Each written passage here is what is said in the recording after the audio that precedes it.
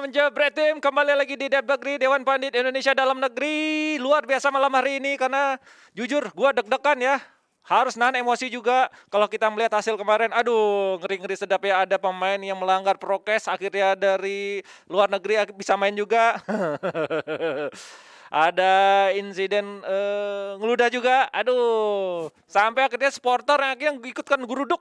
Wah, ngikutin timnya kemana, geruduk sana, geruduk sini. Kemarin juga sempat dibahas bareng Eko Maung. Disindir juga, jadi supporter harus dewasa. Benar juga ya, jangan sampai ada supporter yang akhirnya membuat kompetisi ini terhenti dan kadang jadi amukan massa dari klub-klub yang lain ya. Oke, sesuai judul kita malam hari ini, tahan emosi atau awas emosi, nutup prestasi. Ini juga yang bikin deg-degan ya. Oke. Tapi yang jelas kita apresiasi dulu buat Thomas Indonesia. Hebat. Setelah 19 tahun. Woi. Mas Gita nih punya pengalaman nih. Enggak, gue berasa tua aja. Belum lahir Mas Gita. Mas Raya juga belum lahir kan? Belum lahir. Belum lahir. Tapi selamat apapun ya. Itu terus terang gue udah gak nunggu lagi ya, kapan terserah. Taunya dapat. Ya. Yang nggak diprediksi Jojo sebenarnya. Kalau gue sih Jojo. Mungkin kalian punya pendapat lain nggak sih? Kalau gue sih sebenarnya tunggal putra tuh biasanya jadi kartu mati ya buat Indonesia gitu. Biasanya kita andalannya ganda putra lah. Jadi tunggal putra tuh 50-50 untung-untungan. Nah ternyata dari semifinal kemudian walaupun Ginting kalah sama Victor Axelsen ya memang itu udah sulit lah. Tapi di final ini ternyata memang top perform semua nih tiga tunggalnya, dua tunggalnya lah terutama dua tunggal awal. Nah ini yang nggak diduga dan akhirnya mereka mampu memberikan prestasi juga. Gokil. 19 tahun Mas Gita. Kalau gue ngeliatnya gini, Jojo ini kan nggak diharapin ya. Gue nggak pernah lo berdoa buat tim, mau tim sama lo nggak berdoa karena gue percaya bahwa itu hasil harus mereka sendiri tanpa harus doa. Tapi kemarin gue berdoanya apa? Mudah-mudahan Jojo main A game dia, nggak Z game, nggak R game, nggak T game itu. Dan akhirnya ya dia A game dia itu kan. Iya, benar. Senam jantung juga kita sebagai penonton ya. Tapi sekali lagi selamat buat tim Thomas Indonesia. Semoga menular ke Ubernya juga. Jadi next kita bisa mempertahankan Thomas dan Uber lagi ya. Walaupun ada sedikit insiden di Thomas kemarin tidak ada bendera Indonesia yang berkibar. Banyak yang mengkritik sejauh ini kinerjanya ngapain aja sih? Gitu kan. Udah kita nggak ngebahas itu, kita ngebahas yang lagi kisruh juga dari sepak bola dalam negeri yaitu PSS Sleman. Ini supporternya minta tuntutan 3 sampai Markus sebagai CEO harus mundur, termasuk Arthur juga. Kita lihat ultimatumnya supporter PSS Sleman ya, Slemania dan BCS seperti ini. Ini kemarin kita sempat menyinggung sebenarnya update-nya sampai terakhir. Bupati juga ikut turun tangan kan? Ini gimana nih update-nya Mas Rais? Kalau gue ngeliatnya gini ya, kemarin sampai mereka juga ada sekitar ya diduga 900 supporter datang ke Solo gitu. Jadi mereka ini, supporter ini PSS berupaya ini untuk menggolkan tuntutan mereka. Ini sebenarnya gue lebih kepada kurangnya komunikasi yang harmonis antara supporter dan manajemen yang baru gitu. Nah kayaknya ada yang nggak sejalan nih, nah mesti ada titik temu gitu. Harus ada solusi biar ini tidak berlarut-larut karena kasihan juga PSS-nya gitu. Apalagi kalau ada isu gini ya. Kemarin kan sempat ada isu misalkan yang diminta out adalah Arthur gitu. Sementara salah satu pemegang sahamnya yang ngasih duit si PSS itu adalah ya emaknya Arthur. Nah, ini kan sebenarnya agak pasti dilema dong bagi manajemen gitu. Sekarang lu mau biayain duit dari mana? Siapa yang mau jadi investor kalau situasinya tidak kondusif seperti ini gitu misalnya. Nah, ini yang harus dikomunikasikan dengan baik, dicari solusinya gitu. Kalaupun memang ya ada tuntutan misalnya mungkin kagak out lah, mungkin Arthur ada di klub tapi coba dikasih porsinya tuh tidak seperti mungkin ya. Ini kan penilaian pelatih juga sebenarnya di dalam latihan. Tapi porsinya mungkin supporter mintanya ya jangan seperti inilah, jangan dijadikan tim inti. Itu kan dari versi supporter ya misalnya. Lo terlalu ngasih porsi yang lebih lah untuk Arthur karena mungkin supporter merasa kapasitas Arthur nggak segitu gitu. Belum sampai di level itu mungkin. Kalau menurut gue sendiri Arthur itu dia pemain yang secara profesional karena gue pernah ngeliat dia sendiri latihan gitu ketika masih sama Persija gitu. Dia pemain, he's a good player. Maksudnya dia punya good attitude juga gitu. Good attitude. Itu penting tuh. Itu di dalam latihan pun dia gitu. Dia disiplin lah bisa dibilang salah satu pemain disiplin itu. Tapi kalau untuk ukuran pemain yang pernah bermain di klub Eropa yang punya nama seperti Espanyol, gue melihatnya memang belum istimewa. Bukan pemain yang istimewa. Fair aja lah ya. Biasa aja. Bukan yang nggak bagus ya, tapi bukan pemain yang istimewa.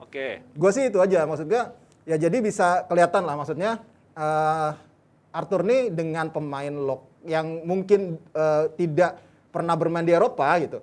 Levelnya Sama. So-so lah ya. So-so gitu, Mas kita nggak istimewa ya maksudnya. ada nggak keenakan sendiri nggak karena ada saham di situ akhirnya ya udahlah regular aja. Tapi susah juga ya, orang punya saham. Ini supporter kan kadang-kadang mintanya 3 loh. Iya, 3 langsung. Dejan out oke lah, Dejan out ya. Artinya tekanan supporter kepada manajemen itu untuk pelatih yang keluar Iya. itu kan sering dimanapun, di klub manapun. Prestasi jelek pasti iya, tapi kalau memaksa pemain keluar, rasa-rasanya akan sangat sulit. Pemain itu kan keluar kalau kontraknya habis, Betul. atau si pelatih tidak menginginkan dia lagi di saat kontraknya sudah habis. Iya, betul. Pelatih bisa membangku cadangkan dia. Itu yang terjadi pada saat mereka melawan Barito kan. Akhirnya di bangku cadangan diganti oleh Samsul Arifin ya. Artinya sudah oke. Tapi untuk memaksa pemain keluar rasanya sulit. Atau memaksa seorang CEO keluar juga rasa-rasanya sulit.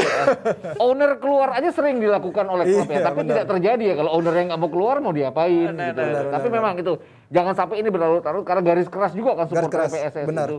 Walaupun kalau kita lihat dari 2 tim yang didemo oleh supporternya setelah series pertama kelar, dua-duanya mencatat kemenangan kan. Untungnya mereka mencatat kemenangan. Artinya bisa meredam sedikit. Tapi akan berantakan lagi kalau PSS tidak mencatat kemenangan demi kemenangan. Oke, jadinya. tapi kalau melihat statistiknya Arthur, kalau Mas Rais bilang ya so-so lah ya. Kalau Mas kita sendiri bagaimana melihat Arthur sendiri? Ekspektasi ini ya. Gue setuju ekspektasi. dengan Rais bahwa gue pernah lihat dia latihan, dia oke sebenarnya. Orang latihan sudah berhenti dia masih tetap jalan. Tapi pada saat bertanding kan tidak, orang tuh ngarepinnya dia seperti back kiri di Spanyol lainnya ya. Tapi itu tidak terjadi. Itu lo kok udah sama lah kalau kita ngelihat Witan atau Egy di timnas. Oh, beda. Kenapa lo mainnya salah oper dikit udah dikata-katain? Karena dia udah main di Eropa. Ya sama dengan Arthur kejadian. Kalau mau dibandingin, kita lihat aja Marco Motta lah. Oke, Ya, Marco Motta. Dia bisa dibilang sudah habis di Eropa. Tapi di sini kualitasnya masih kelihatan. Ya, betul.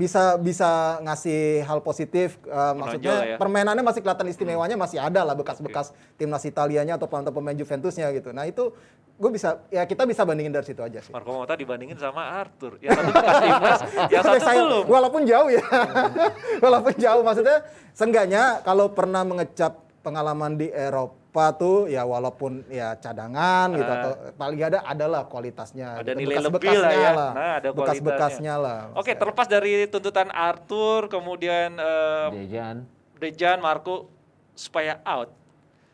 Apa yang dilakukan oleh supporter PSS, Slemania, BCS ini sudah termasuk dalam batas wajar atau masih wajar? Apakah ada saham di situ sampai akhirnya menuntut hal berlebih? Dari supporter? Iya, dari supporter. Yang dilakukan oleh, soalnya kemarin sempat disinggung oleh Kang Maung ya, berlebihan gitu. Menyikapi supporter ini. Sampai harus sebenarnya lepas dari prokes ya, Iya. terlepas dari prokes juga yang mereka langgar. Kalau gue sih ya supporter itu kan memang mereka merasa memiliki ya. Biasanya memang kalau misalkan ada tim kesayangan, bahkan mereka ada yang rela ya mungkin mati. Nah itu kan ada yang seperti itu. Sebenarnya kan nggak bisa juga kayak gitu. Misalnya PSS Sleman sampai mati gitu misalnya. Ya itu sebuah dogma yang harusnya tidak sampai seperti itulah. Gitu kalau di supporter gitu. Mereka oke lah ada kritik gitu. Terus ada protes, sebenarnya hal yang wajar juga ya Mas Gita ya. Di Eropa pun juga ada seperti itu. Bahkan kayak Newcastle aja kan sekarang kalau kita lihat juga walaupun datang investor baru dengan duit yang banyak tapi ada supporter ya karena hal-hal lainnya ya ada protes juga, tapi harus dicari solusi yang tepat sih sebenarnya dari manajemen untuk ini gitu. Harus bisa menemukan titik temu secepatnya. Iya. Mau ketemu dengan supporter, kemarin kan ketemu beberapa kali tapi hasilnya tetap dipertahankan sampai home base-nya rencana mau dipindah.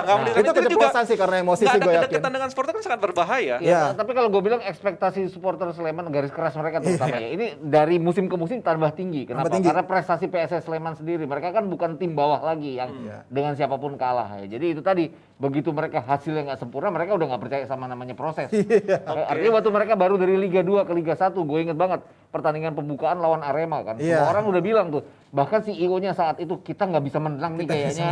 CEO-nya saat itu gue kenal waktu itu bilang nggak bakal 2 sama loh mereka. 2 sama ya. Walaupun rusuh ya. Walaupun rusuh. Itu semua ekspektasinya jadi berlebihan bahwa inilah yang bisa menggulingkan tim-tim besar yang ada di Liga 1. Jadi sampai sekarang begitu Dejan pegang prestasinya nggak bagus, terus kan kemarin juga di Piala Menpora juga biasa-biasa aja ya, jadinya kayak gini. Emang sebenarnya Dejan nggak bagus, tapi sebenarnya kalau kita lihat di tim sebelumnya dia kan bisa mengangkat itu Kalau kan? dari track record ya, contoh di PBR waktu itulah, dia bisa masuk ke semifinal dengan tim yang underdog, dia mengalahkan Persib Bandung, itu hal yang luar biasa sebenarnya Dejan.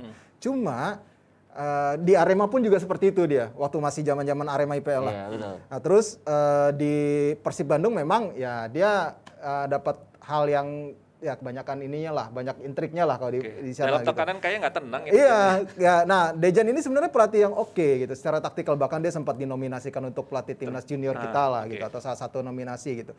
Tapi memang kalau misalnya dia dikasih keleluasaan, tidak ada politisasi misalnya, tidak ada tekanan, dikasih ketenangan gitu, ya Dejan tuh akan menjadi pelatih yang bagus. Timnya itu akan bagus dibuat Dejan. Banyak pemain muda yang dia akan orbitkan, yang bisa diorbitkan sama Dejan gitu. Banyak banget jebolan PBR juga yang sekarang, ya contoh yang dapat pengalaman tuh Rizky Pelu misalnya. Rizky Pelu, oke. Yang sekarang akhirnya menjadi semakin matang gitu dalam perjalanannya gitu. Tapi banyak sekali pemain-pemain muda yang selalu bisa dimunculkan oleh Dejan Antonik. Jadi sabar aja harusnya ya. Harusnya ada proses itu, tapi kan ada tolok ukur. Iya, emang Ada tolok ukur, ada tolok ukur pasti.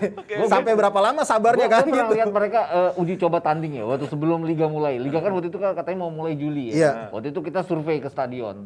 Kebetulan ada PSS di Cikarang lagi latihan.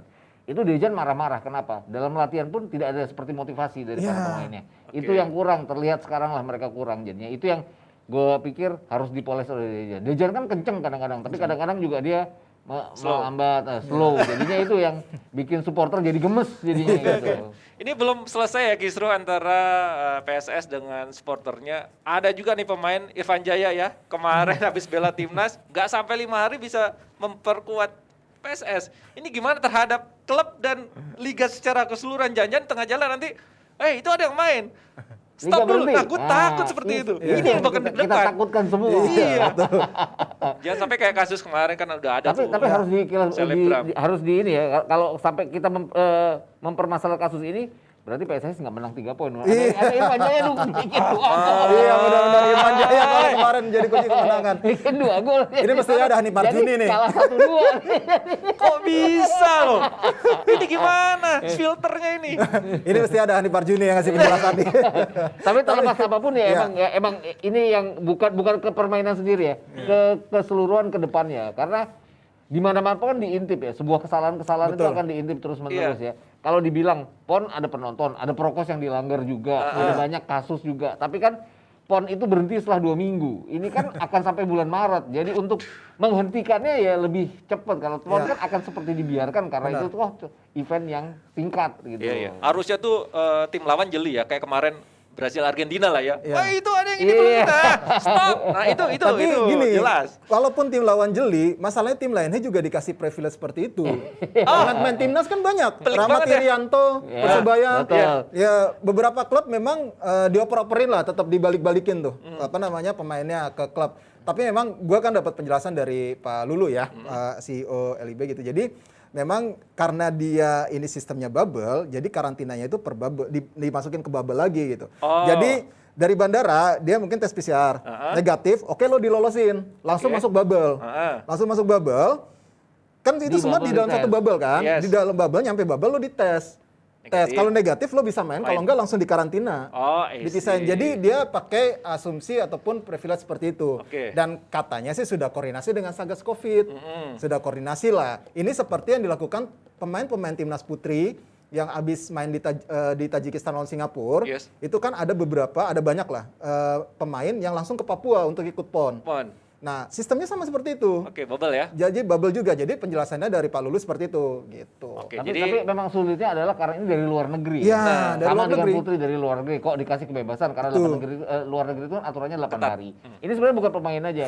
Karena gue kebetulan di tim yang produksi ini, kita juga digituin. Jadi kita sebelum berangkat masuk ke bubble untuk produksi itu kita harus tes PCR. PCR. Kita lolos, kita ke stadion. Stadion itu kita Dites lagi kan? dites lagi, kita nggak lolos, kita Langsung keluar. keluar. Dan digantiin Oke. orang lain. Dan kalau lolos, kita bisa masuk. Tapi kan kita tidak dari luar negeri. Iya. makanya. mudah-mudahan aman ya. Aman, Jangan semoga sampai aja sih. tiba-tiba liga berhenti dengan gara-gara ini. Tapi yang jelas semua harus optimistis. Kita doakan yang terbaik, supporter, pemain, semua apapun yang terlibat ya. Tapi belum lagi itu juga ada yang kemarin masalah ludah meludah nih. Gue Awas nggak ngerti. Meludah ya, bukan ludah meludah. Ya. Meludah. Diduga loh, Pak. Ya, Pakai diduga, diduga loh, diduga. Ini gue ngeliat videonya juga nggak jelas. Entah itu seperti apa kejadiannya, gue butuh pandangan dari kalian sih sebenarnya apa yang terjadi. Mendekati kan, bukan berarti itu meludah. Ya, betul. Mendekati secara. Lah udah Mas Gita dah. Ya Mas kita deh. Kayak gini, ini repotnya adalah meludah, bukan ludah-meludah ya, Iya, tapi meludah. meludah di zaman COVID. Iya. Bahkan yang komentar Dropletannya. bukan aja pengamat sepak bola, bukan aja orang-orang yang mengurus sepak bola, dokter Tirta Dokter pun Tirta. komentar gitu loh. Iya, iya. Harus diselidiki. Kenapa? Karena ludah kan hubungannya Droplet sama ya. COVID. Oke. Droplet. Nah ini kejadian-kejadian seperti ini yang takutnya adalah membuat sepak bolanya dipertanyakan lagi bener nggak atau ini. Iya. Tapi kan ini hanya dugaan. Iya, Sudah dibantah juga kan Iya. oleh Robert Rene Alvarez bahwa dia juga minta maaf karena dianggap dia melakukan ini. Tapi Provokasi. nggak tahu mana yang benar mana yang enggak. Tapi Oke. kalau gue pikir ya apapun harus dihindari hal-hal Iya. seperti ini. Karena walaupun ini mungkin tidak ludah, suatu saat ludah meludah bisa terjadi. No, jangan jadi ini ya contoh yang. Jadi kalau Baik. dapat cerita dari Pak Marji ya, jadi itu sebenarnya Coach Rene Albert ketika kalau nggak salah ketika Bayangkara dapat penalti kan, Ya. ya dapat penalti. gagal, Nah, ya. Coach Rene Albert itu diduga disebut sama pihak Bayangkara itu bilang kalau dia nyebutnya institusi, bukan klub Bayangkara.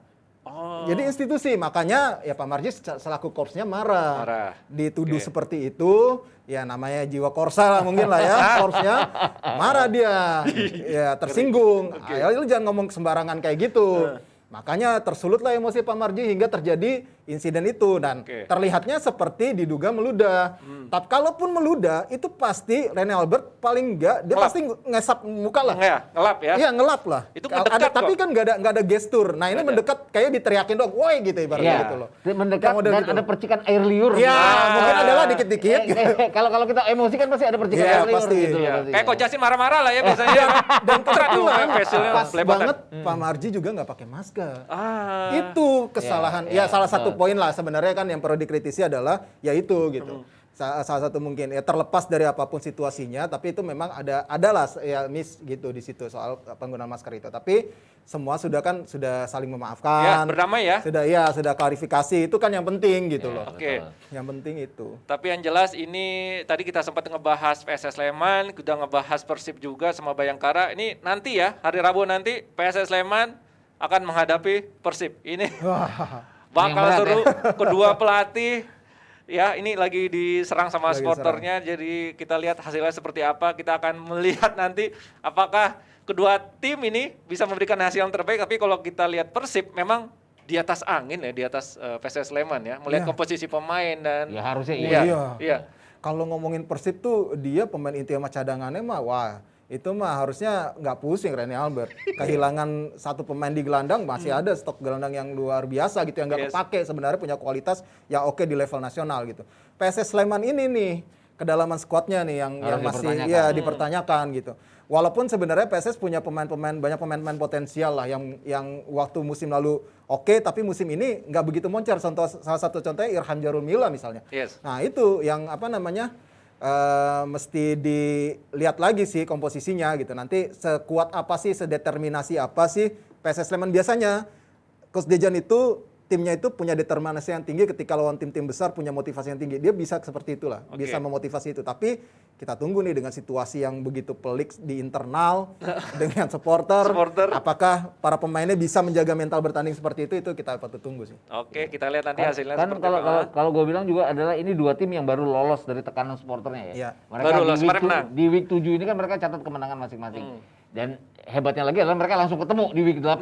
Nah, itu yang dengan komposisi pemain yang harus diakui Persib di atas semuanya. Di Tapi atas kan segalanya. Persib dalam 6 pertandingan di series pertama sering banget ya mereka terlihat tidak sesuai ekspektasi ya. Terutama Wander Luiz yang sampai sekarang belum bisa bikin gol. Benar. Ingat tahun 2020 3 pertandingan yang terus akhirnya ditunda, Iya, dia kan sama mencetak gol di Castillan. 3 pertandingan itu Iya. dengan adanya Castillan juga. Ini yang belum kelihatan. Ezra udah cetak gol, Iya. Febri Haryadi udah cetak gol. Kemudian Esteban Vizcarra juga udah bisa assist. Tapi Iya.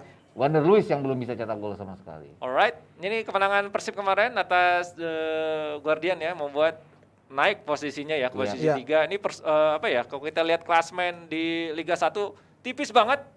Kemudian ada 2 tim yang belum terkalahkan Iya, So far. Persib dan PSIS. Persib. PSIS Semarang. ya. Kemudian juga ada Arema yang berhasil mengalahkan Persija juga dengan skor tipis 1-0.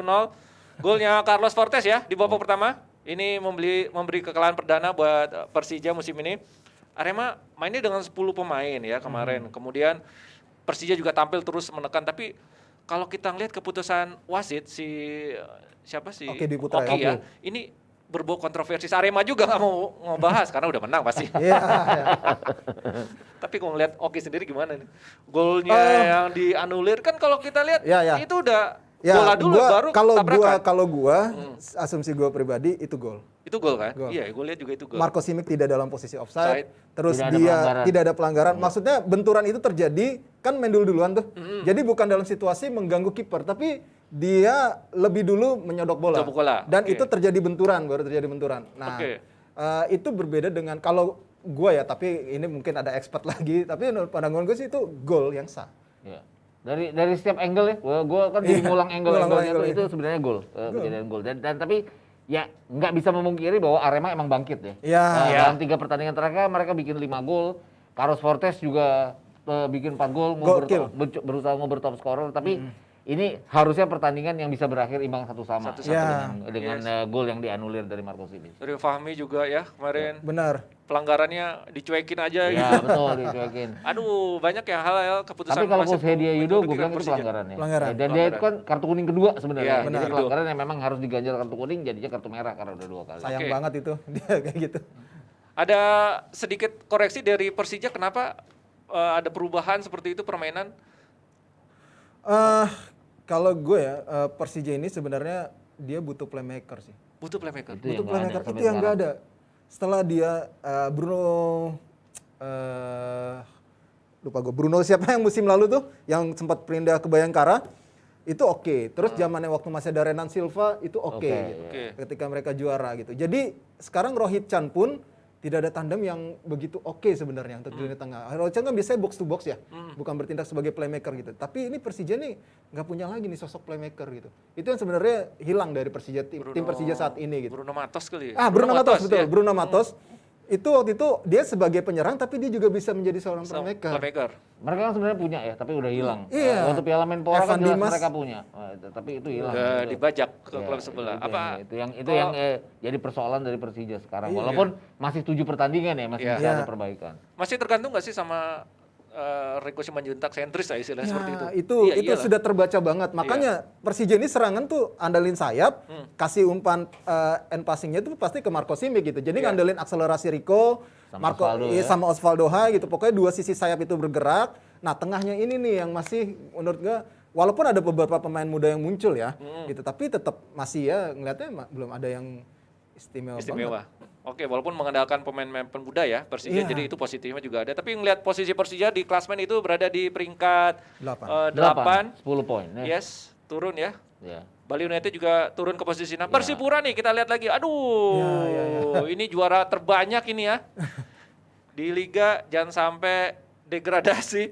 Jadi Persipura mainnya biasa bangkit di putaran kedua. Nah, aduh. biasanya gitu Iya, dia. Iya. Tapi Biasanya ya, gitu. ya itu tadi mereka pernah bangkit di putaran kedua terus juara waktu 2016 ya, waktu Ya. belum liga resmi. ISC, waktu itu ISC, ya, ISC. ISC. Tapi nggak yakin kalaupun mereka bangkit akan juara. Tapi yang menariknya ya bisa ganggu tim-tim lain Betul. jadinya kalau Ganggu, mereka menang dari tim-tim besar nanti. Oke. Jangan sampai lah degradasi Persipura ya. Ketemu tim-tim lama kali. Tim-tim siapa aja di situ Sriwijaya, PSMS Medan. Ya boleh lah Semen kita bahas Padang dikit ya. gitu ya. Iya. Banyak pemain bagus sebenarnya di sana. Ada yang panggil timnas juga. Ya. Tapi jelas mereka kehilangan sosok Boas sebagai pimpinan juga. Ya. Iya. Memang belum ada lagi mungkin sosok yang ikonik ya dari Persipura gitu. Walaupun ada Ian Kabes ya, ibaratnya sekarang sebagai kapten tim itu sebagai pemain senior bersama dengan Ricardo Salampesi. Tapi yang bisa menambah lagi mental bertanding, menguatkan lagi. Pokoknya kalau dia makin tinggi nih bermain gol. Kan waktu itu ada Boas, deh kita kasih kakak Boas pokoknya bisa jadi gol lah. Gitu. Nah sekarang ada pemain muda yang bermunculan, mutiara-mutiara baru, Ramai Rumakik misalnya. Todd Ferry. Todd Ferry Todd gitu Ferry. misalnya. Nah itu sebenarnya oke pemain itu gitu. Sekarang sudah mulai bermunculan, tapi kan mereka akan lebih matang lagi ketika sudah 3 tahun ke depan atau 5 tahun ke depan gitu. Ya. Ini akan menjadi investasi yang bagus sebenarnya buat Persipura asal pemain ini juga nggak dibajak lagi sama klub lain gitu, nggak pindah lagi ke klub lain. Tapi yang jelas gue ngelihatnya proses regenerasi di Persipura sebenarnya jalan. Sebenarnya jalan ya. Terus apalagi kemarin mereka mantau pemain dari PON ya. Nah itu kan udah ada kata Coach Jackson sendiri sudah ngungkapin dia sudah siapkan 5 slot untuk pemain-pemain dari PON. Udah siapin 5 slot, jadi tinggal negosiasinya seperti apa. Kalau misalnya pemain-pemain dari PON itu terutama yang top skor bisa diambil, itu oke banget harusnya. Harusnya untuk investasi Dan apapun mereka. gue masih percaya bahwa Coach Jackson itu punya cadangan strategi. Iya. Bukan cuma cadangan pemain ya, cadangan pemain udah dari PON, tapi cadangan strategi dia. Dan dia memantau pemainnya dengan cepat bahwa dia talent squad-nya juga jalan. Jadi gue tetap percaya bahwa juara mungkin susah ya sekarang dengan banyaknya tim-tim yang bagus, tapi dengan di atas. Perlahan ya. Tapi pelan-pelan naik terus ganggu tim-tim lain, ganggu calon juara lah.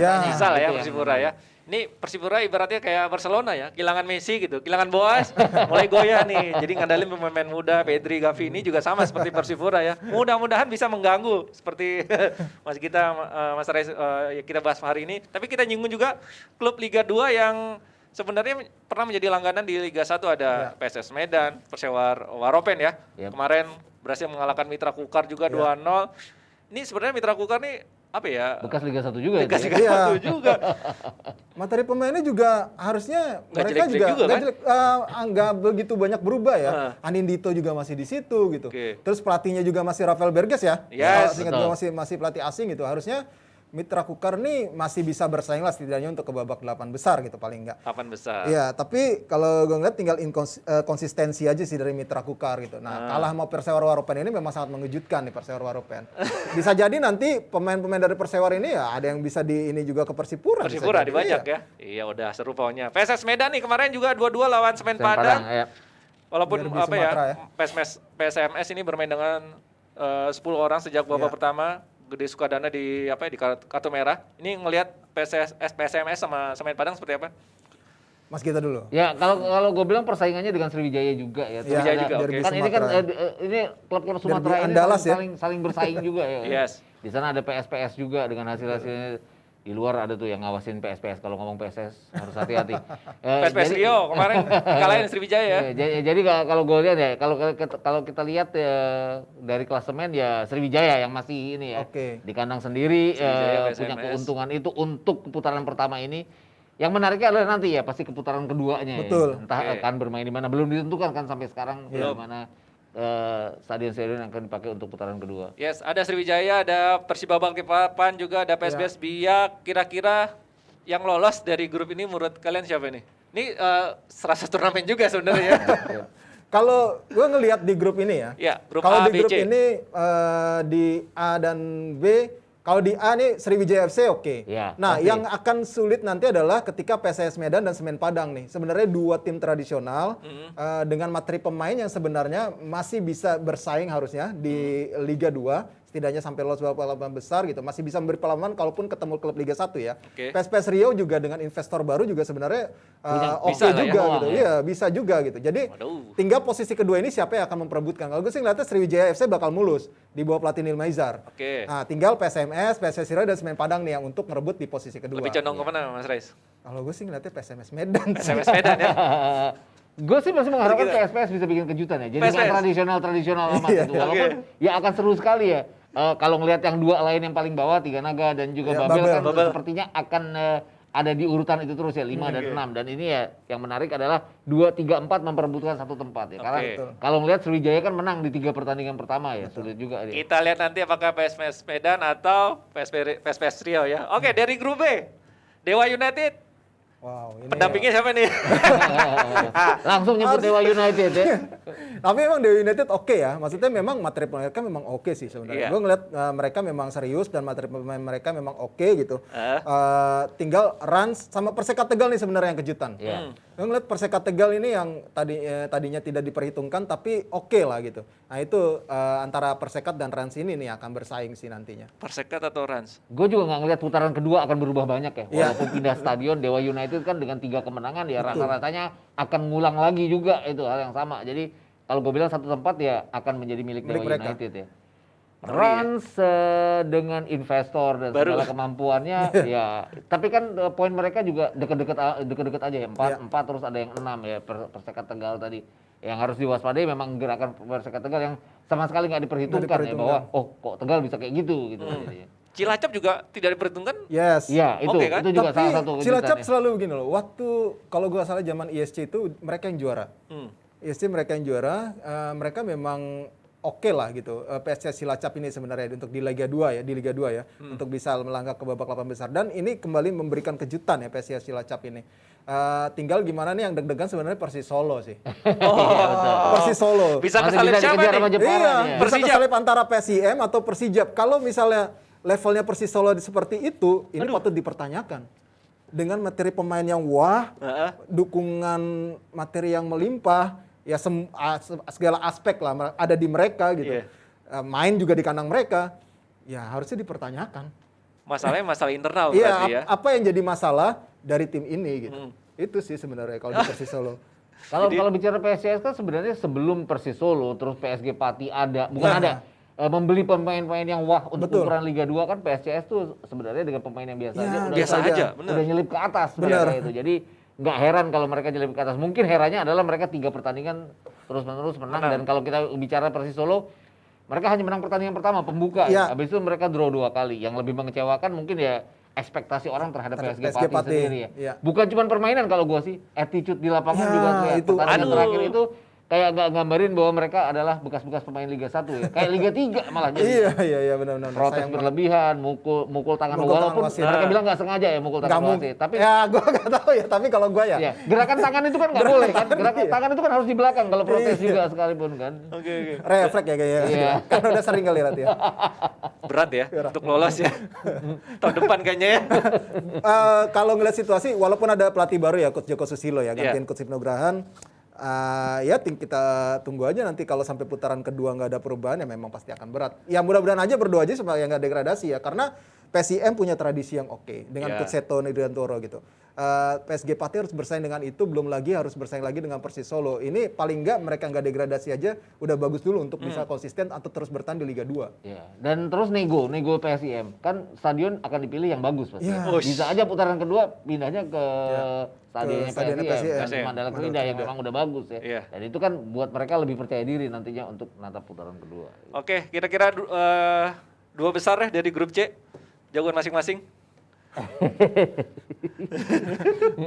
Kalau gua PSIS Cilacap oke sekarang, tapi nanti Belum prediksi tahu, belum gua tentu ya. akan turun.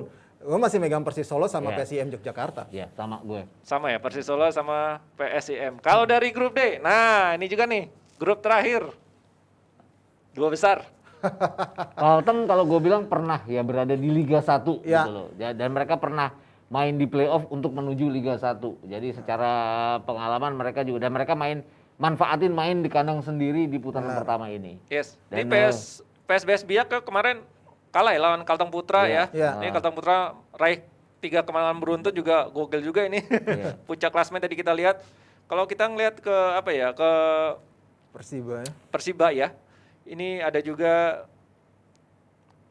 kalau lihat ada tendangan ke arah badan tuh ya, yang berbahaya, yang bisa fatal. Ya, Ya, itu gimana tuh menilainya tuh?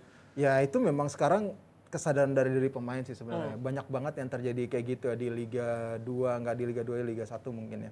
Ini tinggal kesadaran dari pemain, kan mereka punya korps yang namanya APPI juga kan. Harusnya Kesadaran itu dari sudah ada pemain, betul. edukasi di situ kepada pemain. Oke, lo boleh main keras, main laki-laki lah, sepak bola ini kan olahraga laki-laki gitu. Tapi lo jangan sampai juga ketika lo melakukan tackle bersifat untuk mencederai, karena kan teman lo ini juga mencari makan di situ gitu. betul. Dan itu yang harus terus disadari oleh semua pemain ya. Maksudnya jangan sampai ketika sudah kejadian baru lo minta maaf padahal itu sudah parah gitu. Bahkan mungkin nanti malah berakibat fatal gitu. Jangan sampai terjadi seperti itu, jangan sampai terlambat lah. Jadi harus menyadari hal itu. Oke, boleh main keras gitu. Misalnya kayak slogannya PSG Pati kan kasih keras gitu ya. Aduh. Jangan sampai jurus Kasih rumput keras tambah gitu. banyak Tapi lagi. di filosofikannya juga itu harus benar gitu. Kerasnya itu seperti apa gitu. Bukan seperti gue nggak mau istilah seperti pemain Tarkam ya, karena kan Tarkam itu juga nggak terlalu nggak juga dianalogikan. Kelasnya beda Iya, lah ya. kelasnya beda. Tapi jangan sampai lu seperti ya bukan pemain pro lah gitu. Yes. Ya karena itu temen lu sendiri juga nyari makan dari situ gitu. Kalau sampai cedera, Sebenarnya kalau gue bilang kalau di luar itu kan bahkan di Liga Malaysia dan Liga Thailand udah ada yang namanya video evidence. Itu operator yang harus Benar. memberikan kepada komite disiplin ya bahwa ini pemain mencelakakan pemain yang lain. Ini harus ada Ada hukumannya di luar kalaupun wasit tidak menghukum pada saat pertandingan. Itu yang Oke. harus dilakukan. Setuju. Kalaupun wasit sudah memberikan kartu merah, harus ada hukuman berapa Tambahan. pertandingan Iya. tambahan yang itu yang harus dilakukan buat mendisiplinkan pemain. Ya, apalagi Liga 2 ini sudah menjadi sorotan juga selain Liga 1 karena menarik ya para investornya di situ. Kemudian ini juga kita bisa melihat secara live gitu pertandingannya. Harusnya Liga 2 mulai berbenah seperti itu Iya, kan ya. harusnya. Jangan main tarkam-tarkam gitu serem juga kan. Malu lah sorotannya Iya. kan gitu. Kemarin apalagi yang sampai 2 kartu merah seperti itu ya. Dari grup D dulu kira-kira apakah Mitra Kukar atau kalian punya jagoan sendiri untuk lolos? Gue masih bilang Persiba dan Kalteng ya. Masih Sama. banyak ngomong. Persiba sama Iya. Kalteng? Iya, Iya. betul. Persiba terlepas dia 4 poin, tapi kan dia di urutan keempat, tapi kan sebenarnya sama-sama Persewar itu kan. Iya, sama Sulut United juga nggak cuma Nggak jauh beda 1 kan, poin. iya. Yes. Baru kalah 1 kali dibandingkan dengan yang Mitra Kukar kan yang parahnya adalah dia udah 2 kali kalah. Ah, 2 kali Berat ya dengan 6 tim seperti ini 2 kali kalah di putaran pertama itu akan berat nantinya di putaran kedua. Oke, jadi Kalteng sama Persiba lah ya. Balikpapan. Ini klub Kalimantan semua sih. Iya. Jadi beda gitu kan. Lebih aman. Oke, 2 sudah tadi mengerucut dari tiap-tiap grup. Kira-kira yang bakal lolos selanjutnya. Berat ini. 4 besar deh. 4 besar ya. Ada Sriwijaya, ada PSMS tadi kita pilih ya. Yes. Iya. Gue pasti masih megang Persis Solo lah. Persis Solo, Dengan ya. materi pemain seperti itu, pengalaman yang ada, harusnya mereka bisa lolos setidaknya ke 4 besar.